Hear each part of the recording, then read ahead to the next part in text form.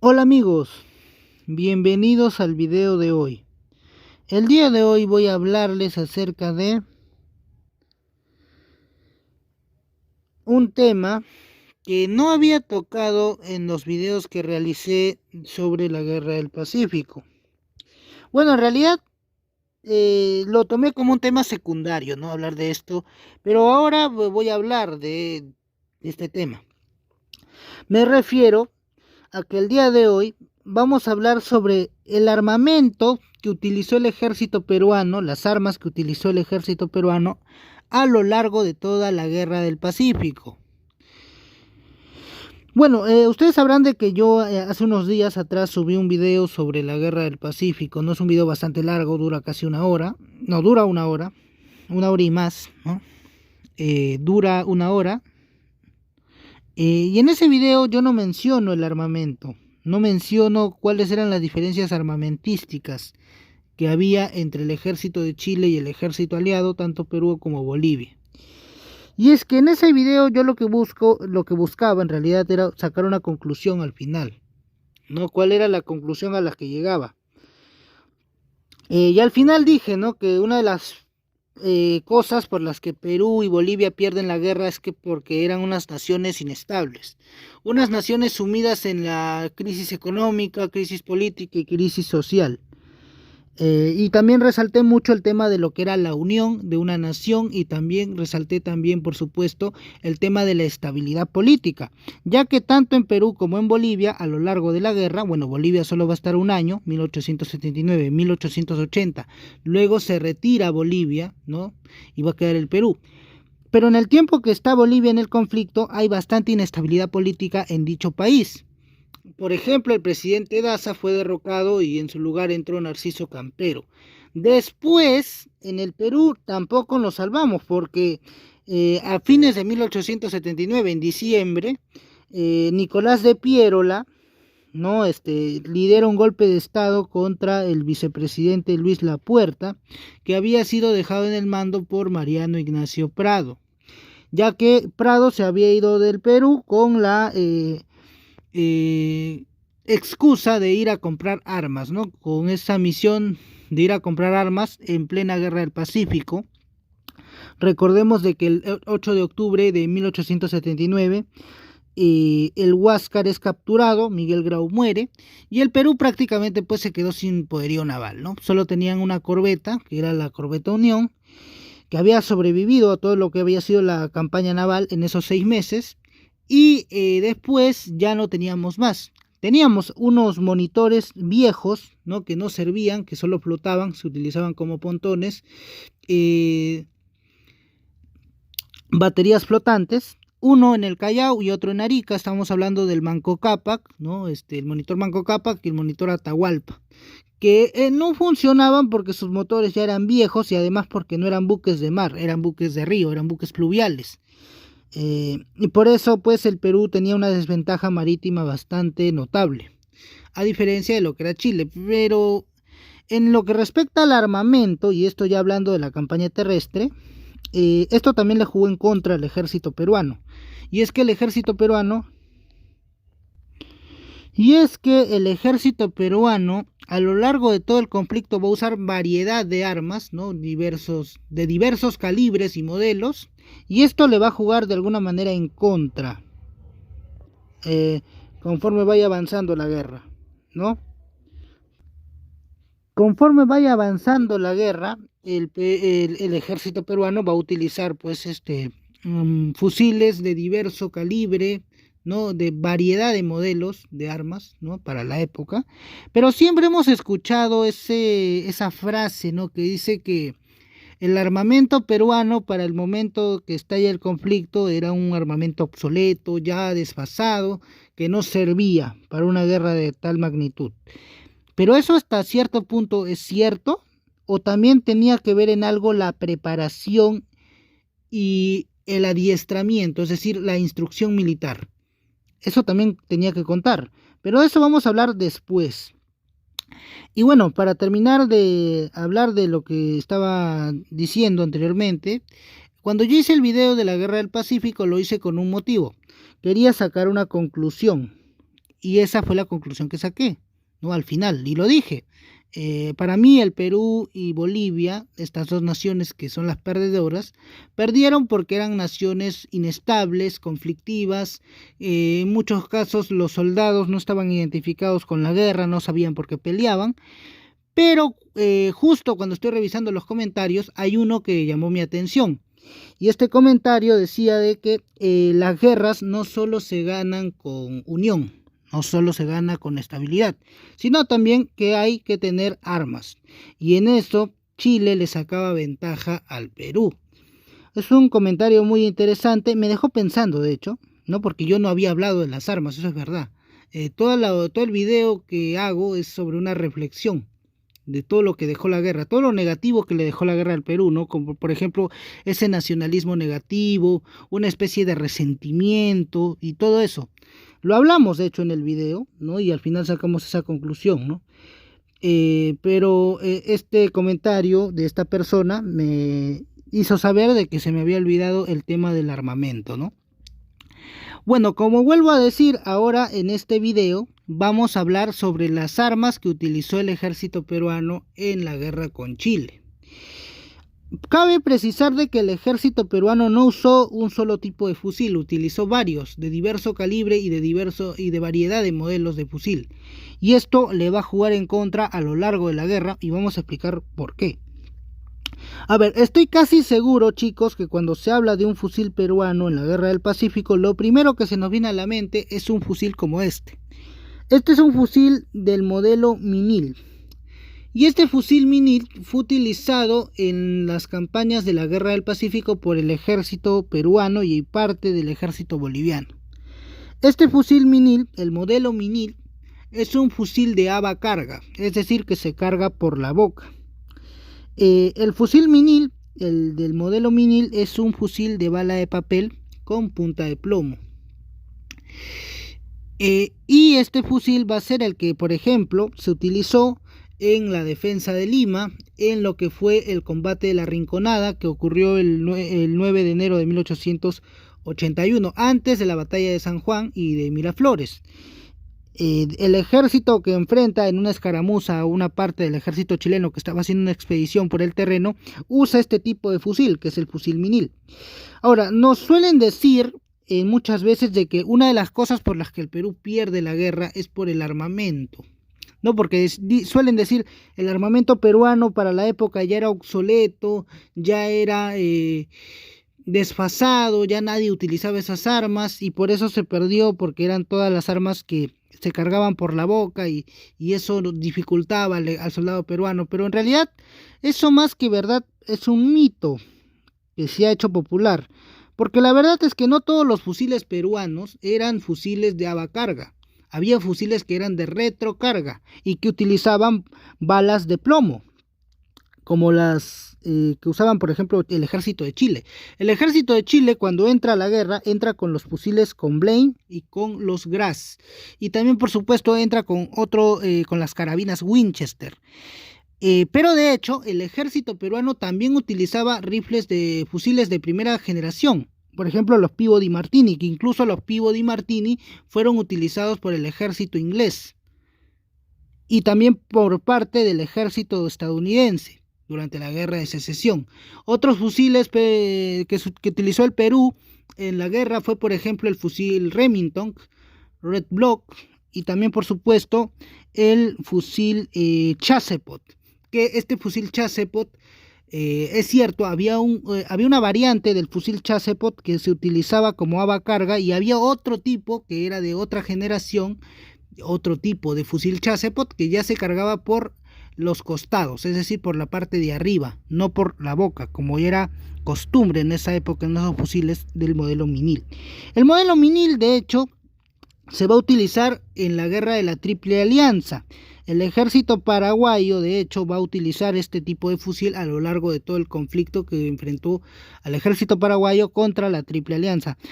Uno de los combates o batallas más famosas donde se usa este tipo de fusil es, por ejemplo, en la batalla de Curupaytí, donde los soldados paraguayos eran hábiles utilizando este tipo de fusil, el fusil del modelo Minil. En la batalla de Curupaytí, de hecho, el ejército paraguayo logra ganar de forma categórica a la Triple Alianza, le genera miles de bajas, utilizando la estrategia como una de sus armas más secretas, ¿no? O sea, lo que hizo ganar a Paraguay, al ejército paraguayo en Curupaytí, fue la estrategia, ya que Solano López utilizó una estrategia bastante buena en aquella batalla, ¿no? Por ejemplo, creó trincheras y puso cañones en sitios estratégicos. Además hay que decir que el terreno pantanoso, había llovido, estaba todo con barro, habían sitios lodazales, ¿no? Que no dejaban caminar muy bien a las tropas aliadas en esa guerra. Pero Solano López supo utilizar a su favor el fusil Minil, ¿no? Con una buena estrategia militar y con una buena táctica, pudo darle un golpe certero al ejército aliado en la batalla de Curupaytí, que por cierto es una de las batallas más grandes de la guerra de la Triple Alianza, junto con la batalla de Tuyutí. Tal vez en un próximo video hablemos de la guerra de la Triple Alianza.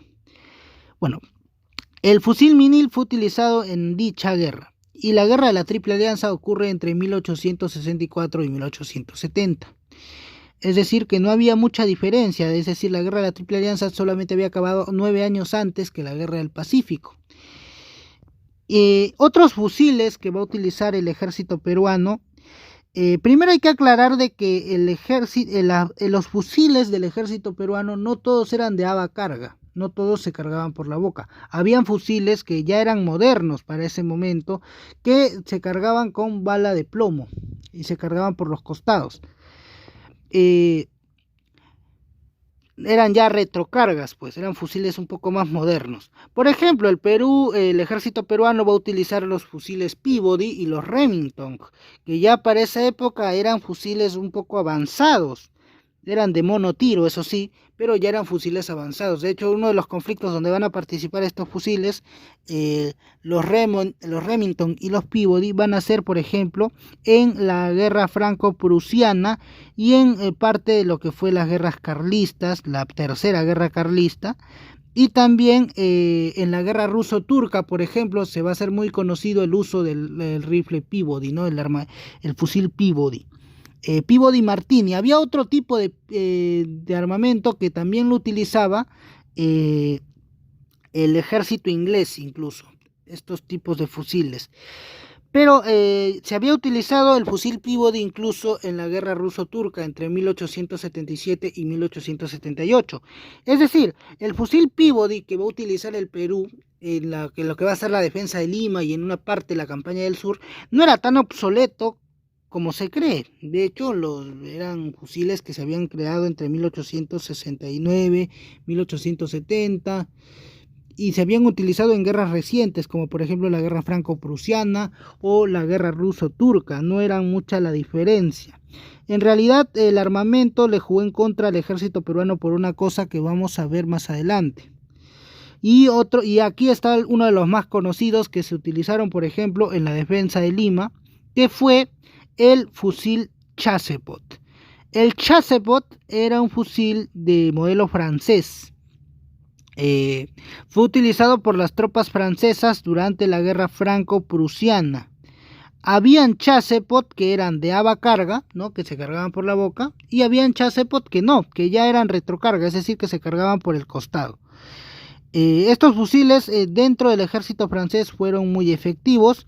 Es cierto, el ejército francés pierde la guerra con el imperio de Prusia, ¿no? Se da la unificación alemana y todo eso, pero eso ya es otra historia. Pero sí, y de hecho, estos fusiles Chassepot van a ser adquiridos en gran cantidad por el ejército aliado. El ejército de Bolivia, de hecho, tenía gran cantidad de estos fusiles, de este modelo de fusil, que era el Chassepot. El ejército peruano también adquirió una gran dotación de rifles de diverso calibre, por ejemplo los Peabody, teníamos los Remington y teníamos los Chassepot, que no eran tan obsoletos como nos lo hacían creer. Como vuelvo a repetir, no todos los fusiles peruanos eran de aba carga. Habían fusiles que eran de bala de plomo, ¿no? Y el ejército peruano, pues una de las cosas por las cuales va a verse afectado es porque al tener tanta variedad de armamento de diverso calibre, de varios modelos de armas, va a pasar algo. A ver, cuando el ejército chileno entra en las batallas, ¿no? Entraba en las batallas, tenía una ventaja sobre el ejército peruano. Los soldados, de hecho, tenían una ventaja, que sus fusiles eran del mismo calibre, es decir, usaban la bala del mismo calibre y sus fusiles eran con Blaine. ¿Y esto juega a favor y en contra de una batalla? Por supuesto, porque por ejemplo, había un soldado peruano que podía tener un Chassepot, otro podía tener, no sé, un Peabody, o el otro tenía un Minil, y eso dificultaba a la hora de pasar, por ejemplo, las municiones, porque no eran balas compatibles en algunas ocasiones, y esto le jugó en contra al ejército peruano. La variedad de armamentos, la diversidad de calibres que había, le jugó en contra al ejército peruano, por ejemplo, en la defensa de Lima, donde teníamos personas que, por ejemplo, batallones que utilizaban rifles Minil, y habían otros que no, que utilizaban rifles que se cargaban ya retrocargas, y habían otros que no sabían ni siquiera cómo usar su arma.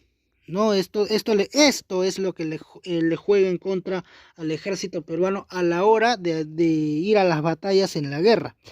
El tener una variedad de armamentos te juega en contra. Porque, por ejemplo, el ejército de Chile, cuando entraba en batalla, tenía el rifle de un solo calibre, en este caso era el Comblain, ¿no? Y esto facilitaba de que si un soldado chileno, por ejemplo, se quedaba sin municiones, el soldado de al lado le podía prestar, le podía dar más balas para que pueda seguir en la batalla.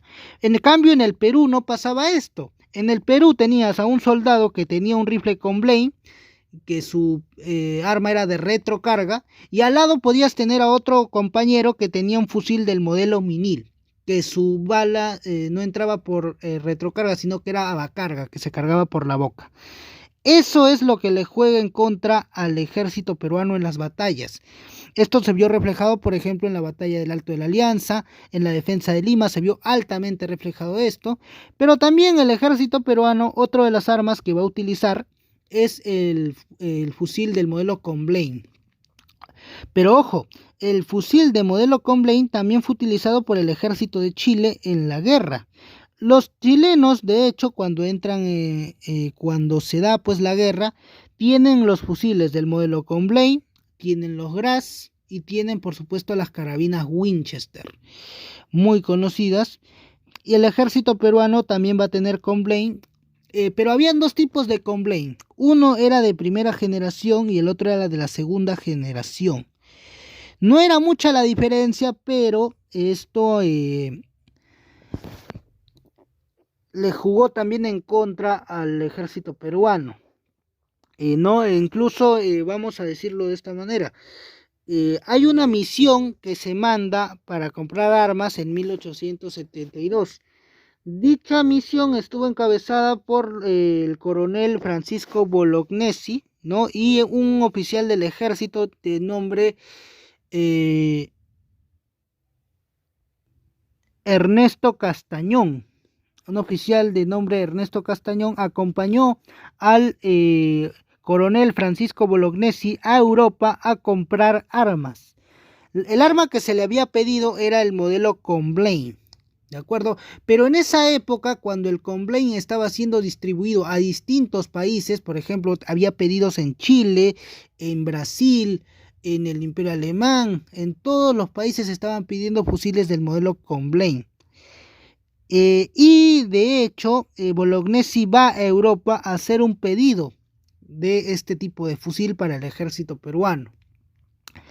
El problema es que había tantos pedidos, ¿no? dentro de las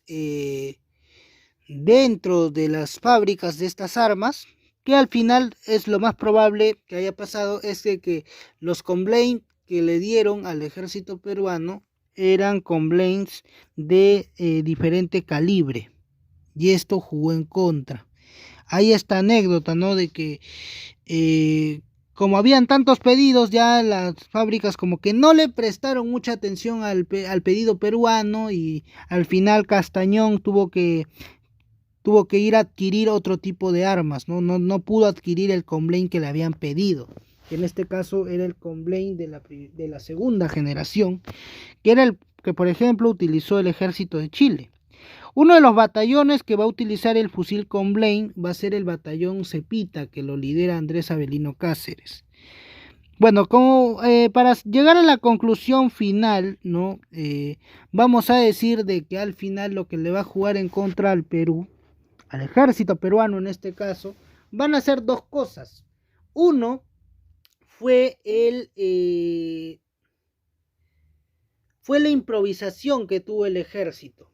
De acuerdo, el ejército peruano prácticamente era un ejército improvisado y armado a última hora. Y otra cosa también que le jugó en contra, sobre todo en las batallas, fue el tener diversidad de armas y de diverso calibre. O sea, una variedad de armas, ¿no? De diferente modelo, pero de diverso calibre, que no utilizaban la misma bala, sino que eran de diferente calibre. Pues, no, por ejemplo, en el Perú teníamos vamos a volver a repetir, los fusiles Chasepot, los Remington, los Peabody y también por supuesto el fusil del modelo Minil. Y esto dificultaba al ejército a la hora de la batalla. Como voy a poner de nuevo el ejemplo, por ejemplo en el ejército de Chile, si un soldado chileno si su Comblain se quedaba sin balas, el compañero de al lado le podía dar sus balas sin ningún problema porque eran del mismo calibre. En cambio, en el ejército peruano no pasaba esto, ya que si un soldado peruano se quedaba sin balas, el soldado de al lado tal vez no le podía dar sus balas porque no eran compatibles con su armamento. Y otra de las cosas que también le va a pasar factura al Perú, esto ya lo menciona, por ejemplo, Manuel González Prada en su escrito sobre la Guerra del Pacífico, ¿no? En uno de sus escritos, Manuel González Prada lo menciona, que durante la batalla de San Juan hubo muchos soldados peruanos que no sabían utilizar sus armas, no sabían ni cómo dispararlas. Por ejemplo, él cuenta de que algunos soldados, ¿no? Que en su mayoría pues eran gente del Ande, gente quechohablante, que no entendía las órdenes de los oficiales, agarraban su fusil. Y este fusil que ellos tenían era, por ejemplo, un fusil que no se cargaba por la boca, era un fusil de retrocarga. Pero estos soldados, pues que no entendían nada, o sea, porque eran pues gente del Ande, gente que había sido traída por sus patrones, no entendían nada del uso de armas. ¿Y ellos qué hacían? Ellos agarraban el arma y trataban de meter la bala, que era de plomo puro, no era una bala de papel, sino una bala de plomo puro, y trataban de meterla por la boca. Trataban una y otra vez de meterlo por la boca, sin saber de que esa arma pues no se cargaba por la boca, sino que ya era un arma más avanzada, era un arma de retrocarga. ¿Y esto qué pasaba? A la hora que ellos cargaban sus fusiles, ¿no? Ellos lo cargaban por la boca porque obviamente desconocían ese tipo de armamento, el arma se quedaba atascada, se quedaba atorada y ya no funcionaba por el resto de la batalla. Esto es lo que cuenta Manuel González Prada en uno de sus escritos acerca de la defensa de Lima. O sea que algo que también le jugó en contra al ejército peruano fue la falta de preparación de las tropas para utilizar sus armas. No saber darles el mantenimiento adecuado a las armas, ni una instrucción militar adecuada para estas tropas, para que sepan utilizar el tipo de arma que tenían. El tener tanta diversidad de armas le jugó en contra al final al ejército peruano. No, como lo dice Manuel González Prada, estos soldados que en su mayoría, pues, como vuelvo a repetir, eran gente que del Ande, ¿no? Gente quechohablante, no entendía y no sabía cómo usar el arma que le habían dado. Ellos pensaban de que su arma era pues un arma clásica que se cargaba por la boca y metían la bala de plomo puro por la boca. Y a la hora de la batalla pues el arma no disparaba porque se había atascado. Entonces esa arma ya quedaba inutilizada por el resto de la batalla. Y eso también pues jugó en contra al ejército peruano. Por ende, llegamos a la conclusión de que puedes tener un rifle moderno, ¿de acuerdo? Puedes tener armamento moderno. El Perú lo tuvo, de hecho, en la defensa de Lima, ¿no? Utilizó los Peabody Martini, utilizó, por ejemplo, los Remington, que no eran tan atrasados como lo hacen creer, ¿no? Que no eran tan anticuados para esa época. ¿de acuerdo? Pero la falta de preparación de las tropas peruanas para saber usar su fusil fue lo que hizo perder muchas veces las batallas, ya que estos soldados no eran preparados bien, no eran soldados bien instruidos, no se les enseñaba cómo se debía utilizar bien un arma, y esto es también lo que le pasó factura al Perú, ¿no? La conclusión final sería de que, a ver, puedes tener el arma moderna que tú quieres, pero de nada te sirve si no sabes utilizarla. Si no sabes usar tu arma, si no sabes cómo darle el mantenimiento adecuado, si no sabes cómo cargar un arma, no sabes cómo utilizarla, pues de nada te va a servir y al final todo va a fracasar. Y eso fue lo que le pasó a las tropas del ejército peruano, que aparte de desconocer por qué se peleaba, y esto ya para acabar el video, también desconocían cómo se debía usar su arma, ¿no? Porque, como vuelvo a repetir, no todas las armas eran del mismo modelo, no eran del mismo calibre, y esto dificultó bastante al ejército peruano a lo largo del conflicto. Bueno, chicos, hasta aquí el video de hoy. La conclusión a la que llegamos es que lo que faltó en el ejército peruano también fue la preparación y la instrucción militar muy adecuada para las tropas. No hubo una preparación militar ni una instrucción adecuada para las tropas para que sepan utilizar su armamento.